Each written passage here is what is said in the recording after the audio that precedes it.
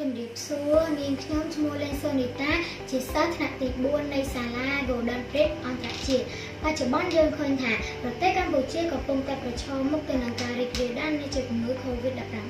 ដែលធ្វើឲ្យសេដ្ឋកិច្ចពិភពលោករួមទាំងប្រទេសកម្ពុជាមានការធ្លាក់ចុះក៏ដូចជាសាលារៀននៅទូទាំងប្រទេសត្រូវបានផ្អាកដំណើរការដោយធ្វើការស្វ័យសិក្សាតាមប្រព័ន្ធអនឡាញតែការសិក្សាតាមប្រព័ន្ធអនឡាញផ្ដល់នូវអត្ថប្រយោជន៍អ្វីខ្លះសម្រាប់យើងដូច្នេះ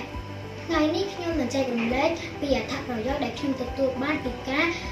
រៀនតាមប្រព័ន្ធអនឡាញទី1គឺខ្ញុំអាចចូលរួមជួយទប់ស្កាត់ការរីករាលដាលនៃជំងឺ COVID-19 ទី2គឺសិស្សនៅតែអាចទទួលបានចំណេះដឹងដោយសិក្សានៅសាលាផ្ទាល់ដែរទី3គឺអាចពង្រីកចំណេះដឹងទៅលើបច្ចេកវិទ្យានិងការសិក្សាស្រាវជ្រាវទី4គឺនៅតែអាចរក្សាទំនាក់ទំនងរវាងគ្រូនិងសិស្សទី5គឺឪពុកម្ដាយយកចិត្តទុកដាក់លើការសិក្សារបស់ខ្ញុំនិងបង្ហាត់បង្រៀនខ្ញុំបន្ថែមសម្រាប់ការរៀនតាមប្រព័ន្ធអនឡាញនៅសាលា Golden Bridge អន្តរជាតិគឺយើងប្រើប្រាស់នៅកម្មវិធី Telegram ដើម្បីទទួលបានព័ត៌មានមេរៀនវីដេអូក៏ដូចជាងាយស្រួលទំនាក់ទំនងជាមួយមិត្តរួមថ្នាក់និងលោកគ្រូអ្នកគ្រូ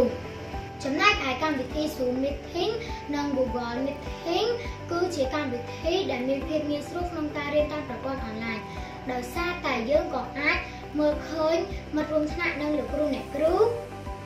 ហើយស្ដាប់នៅរាល់ការពន្យល់របស់លោកគ្រូអ្នកគ្រូបានយ៉ាងច្បាស់ទៀតផងអ្វីដែលពិសេសនោះគឺសិស្សនៅតែអាចទទួលចំណេះដឹងដោយសិក្សានៅសាលាផងដែរចុងក្រោយខ្ញុំសូមជូនពរបងប្អូនទាំងអស់គ្នាជៀសផុតពីជំងឺឆ្លង COVID-19 ហើយសូមបន្តគោរពអនុវត្តទៅតាមអនុសាសន៍ដ៏ខ្ពង់ខ្ពស់របស់សម្ដេចអគ្គមហាសេនាបតីតេជោហ៊ុនសែននាយករដ្ឋមន្ត្រីនៃព្រះរាជាណាចក្រកម្ពុជាតាមវិធានការ